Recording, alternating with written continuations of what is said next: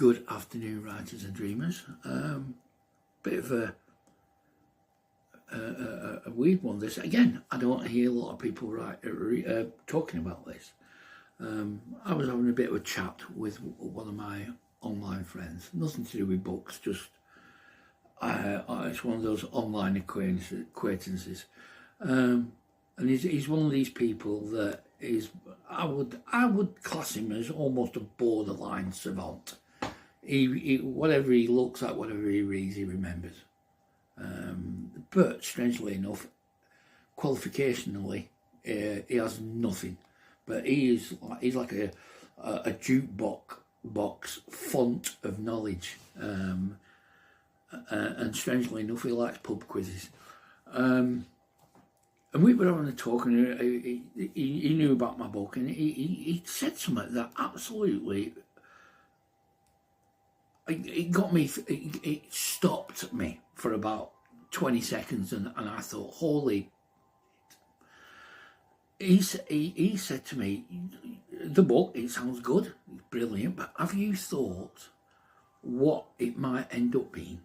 I'm going, "Well," and I went, "Oh God, I'd love it to be a TV series, the usual stuff made into a film." And he went, "No, on the literary level." I'm going, "What do you mean?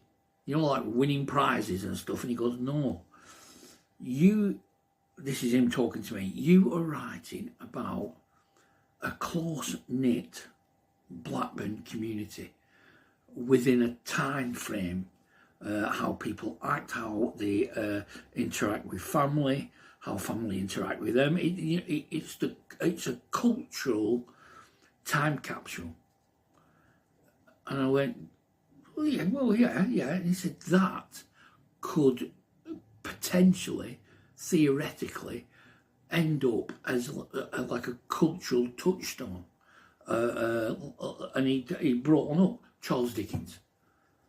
Reading Charles Dickens, you are transported back to a place and a time that you understand how people operated and worked and lived and spoke to each other and stuff like that. And he brought up a couple of examples. Is it John Steinbeck talking about depression in America? Irving Walsh, working class Scottish drug culture. This is England is another one. And that Only Fools and Horses, which is, you think to yourself, is it? But when you think about it, it is. It's a time capsule within a certain genre. And I thought to myself, and it got me thinking, I thought, well, the only one that I could think of was, and it's not a book, it's a film. And it's still my top 5, 12 Angry Men. Absolutely. And I do believe that that's in the being put in the Congress Library of History and whatever, because it's a time capsule of that period. I thought to myself, I know mine's not going to do that, but